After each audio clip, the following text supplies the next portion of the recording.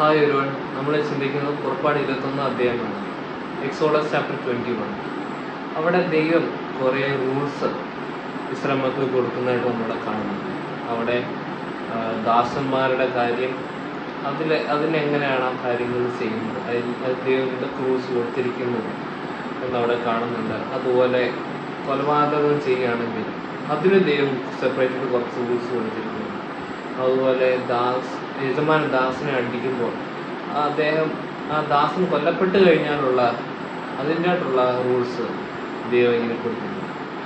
അപ്പോൾ ചുരുക്കി പറഞ്ഞു കഴിഞ്ഞാൽ ദൈവം ഒരുപാട് റൂൾസ് ആൻഡ് റെഗുലേഷൻസ് അവിടെ അവർക്ക് കൊടുക്കുന്നതായിട്ടാണ് നമ്മളിവിടെ കാണുന്നത്. അപ്പോൾ ദാസന്മാരുടെ കാര്യത്തിലാണെങ്കിൽ പോലും അവർക്ക് 6 വർഷം യജമാനെ സെർവ് ചെയ്യാനായിട്ടുള്ള സമയമാണ് കൊടുക്കുന്നത്. അതിനുശേഷം തനിക്ക് തീരുമാനിക്കാം യജമാൻ്റെ കൂടെ നിൽക്കണോ അല്ലെങ്കിൽ തനിക്ക് അവിടെ നിന്ന് പോകണോ എന്നുള്ള കാര്യം തനിക്ക് തീരുമാനിക്കാൻ കഴിയത്തില്ല. അപ്പോൾ ആ ഒരു ദാസൻ എന്ന ആ ഒരു അവസ്ഥ അത് താൽക്കാലികമായിട്ട് ഉള്ളൊരു കാര്യമാണ് എന്നുള്ളൊരു കാര്യം ദൈവം അവിടെ വ്യക്തമാക്കുകയാണ്. ഒരു വ്യക്തി തൻ്റെ യജമാനൻ്റെ എന്നേക്കുമായിട്ട് തൻ്റെ യജമാൻ്റെ ദാസനായി മാറി തനിക്ക് വെച്ചിരിക്കുന്ന ഒരു 6 വർഷമാണ്. 6 വർഷം തനിക്ക് തീരുമാനിക്കാം തനിക്ക് ദാസനായിട്ട് നിൽക്കണോ അത് തനിക്ക് സ്വതന്ത്രമായിട്ട് ജീവിക്കണോ എന്നുള്ള കാര്യം തനിക്ക് തീരുമാനിക്കുകയാണ്. അതുപോലെ ഈ ദാസൻ വിവാഹം കഴിച്ചു കഴിയുമ്പോൾ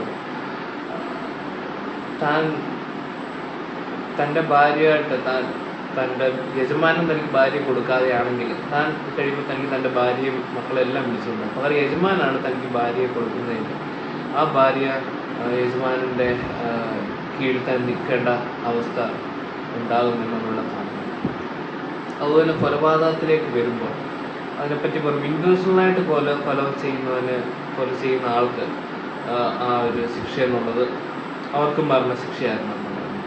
അപ്പോൾ ഇൻറ്റൻഷണൽ അല്ലെങ്കിൽ അവിടെ സിറ്റീസ് ഓഫ് റെഫ്യൂജ് ദൈവം അവിടെ ഒരുക്കുന്നുണ്ട്. അവിടേക്ക് അവർക്ക് കയറി ആശ്രയിക്കുവാനായിട്ട് അവർക്കിടയാകും. അവരുടെ ആ ഒരു കാര്യങ്ങൾ ന്യായം വിധിക്കുന്നവരെ അവർക്ക് അവിടെ അതിൽ സുരക്ഷിത സ്ഥാനത്തിരിക്കുവാനായിട്ട് അവർക്ക് എന്നുള്ളൊരു കാര്യം നമ്മളെ കാണുന്നുണ്ട്. അതുപോലെ യജമാനൻ തൻ്റെ സെർവൻറ്റിനെ ഒരു ശിക്ഷ കൊടുക്കുമ്പോൾ അല്ലെങ്കിൽ അടിക്കുമ്പോൾ ഉള്ള കാര്യത്തെപ്പറ്റി അവിടെ പറയുന്നുണ്ട്. അപ്പോൾ ആ അടി കൊള്ളുമ്പോൾ ആ സെർവൻറ്റ് അദ്ദേഹം അവിടെ ഉടനെ തന്നെ മരിച്ചു പോവുകയാണെങ്കിൽ അതിനുള്ള ശിക്ഷ യജമാനൻ ഫേസ് ചെയ്തു.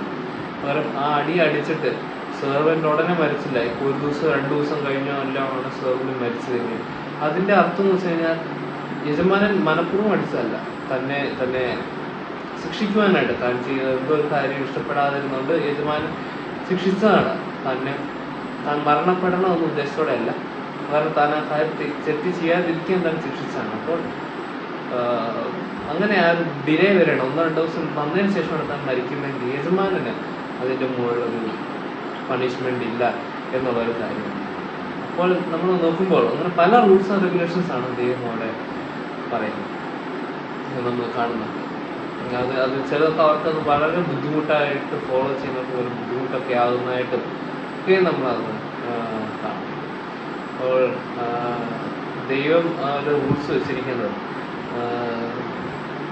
തൻ്റെ ജനം അവർ ഈ തെറ്റുകളൊന്നും ചെയ്യാതെ അവർ കുറച്ചും കൂടെ ബെറ്ററായിട്ട് ജീവിക്കണം, ദൈവത്തെ ആശ്രയിച്ച് നല്ല രീതിയിൽ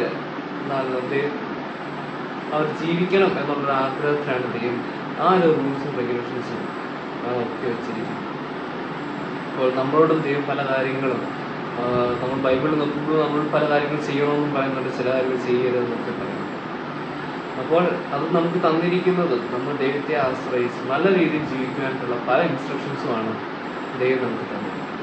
പക്ഷെ നമ്മൾ മനസ്സിലാക്കേണ്ട കാര്യങ്ങളുള്ളത് നമുക്ക് ദൈവം പല ഇൻസ്ട്രക്ഷൻസ് തരുമ്പോൾ അത് നമുക്കൊരു ഭാരമായിട്ടല്ല ദൈവം തരുന്നത്, അതായത് നമുക്ക് ഫോളോ ചെയ്യാൻ പറ്റുന്ന കാര്യങ്ങളാണ് ദൈവം നമുക്ക് തരുന്നത്. പക്ഷെ ഇസ്രായേൽ നോക്കുമ്പോൾ അവർക്ക് ദൈവം കൊടുത്ത കൽപ്പനകളൊക്കെ അവർക്കതൊരു ഭാരമായിരുന്നു, അവർക്കതൊരു ഭയങ്കര ബുദ്ധിമുട്ടായിരുന്നു എന്ന് നമ്മൾ കാണുന്നു. പക്ഷെ ദൈവം നമുക്ക് തന്നിരിക്കുന്ന കമാൻഡ്മെൻറ്റ്സ്, ദൈവം നമുക്ക് തന്നിരിക്കുന്ന എന്തൊക്കെ ചെയ്യരുതെന്ന് പറഞ്ഞിരിക്കുന്ന കാര്യങ്ങളൊക്കെ നമുക്ക് ഭാരമുള്ളതല്ല, അല്ലെങ്കിൽ നമുക്ക് ചെയ്യാൻ ബുദ്ധിമുട്ട് ഉള്ള കാര്യങ്ങളല്ല, ഭാരം നമുക്ക് ചെയ്യാനായിട്ട് പറ്റുന്ന രീതിയിലുള്ള കാര്യങ്ങൾ ദൈവം. അതുകൊണ്ട് ദൈവം നമ്മളോട് പറയുന്ന കാര്യങ്ങൾ നമുക്ക് ആ സീരിയസ്നെസ് ചെയ്യുവാനായിട്ട് ഇന്നത്തെ ചിന്ത നമ്മളെല്ലാവരും സഹായിക്കട്ടെ. ദൈവത്തിന്